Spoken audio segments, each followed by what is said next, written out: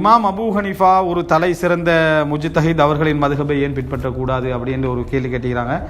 அது சுருக்கமாக சொல்லிறேன். மதுஹபுகளை பின்பற்றக்கூடாது என்ற பிரச்சாரம் வந்ததுக்கான அடிப்படையான காரணம் மதுஹப் இருந்த நிலைமை நம்ம ஊர்களில். அதுதான் காரணம்.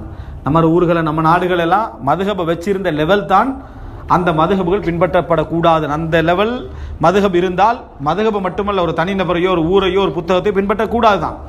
மதுஹப்னா என்ன இருந்துச்சு? குர்ஆனும் ஹதீஸும் இல்லைன்னு இருந்துச்சு.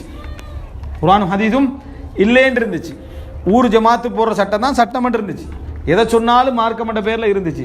இருக்கக்கூடிய கத்தம், கந்தூரி, ஃபாத்தியா, கபர் வணக்கம், தாயத்து, தட்டு, தகடு எல்லாமே என்ன ஓகேன்னு இருந்துச்சு. அப்போ இந்த மதுஹப் இஸ்லாத்தியா சொல்லிட்டு இருந்துச்சு.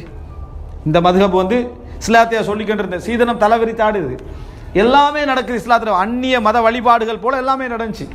அதனால தான் அதை மாதிரி வாழ்த்தி கொண்டிருந்த மதுஹபு பிழை.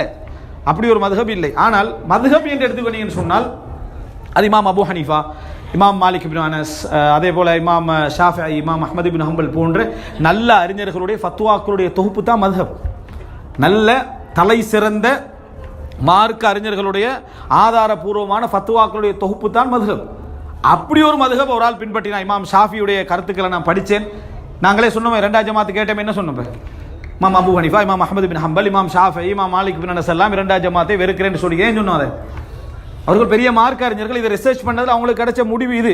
இந்த அடிப்படையில் ஒருத்தர் மதுஹபை பின்பற்றுவாராக இருந்தால் அவர் மதுஹப் இல்லை, அந்த அறிஞருடைய கருத்தை அவர் குர்ஆன் சுன்னா அடிப்படையில் சொல்லுவார், நம்பி பின்பற்றான்னு அர்த்தம். இப்படி ஒரு பின்பற்றுதல் இருந்தால் யாருமே என்ன செய்யல, அதை வெறுக்கல, யாருமே அதை தடை செய்யலை. அப்படி படிக்கிறது பிழையும் இல்லை. எது பிழை? இந்த புத்தகத்தில் பத்துல் முயினில் இதாக வந்திருக்கு, ஏற்றுக்கண்டு போ.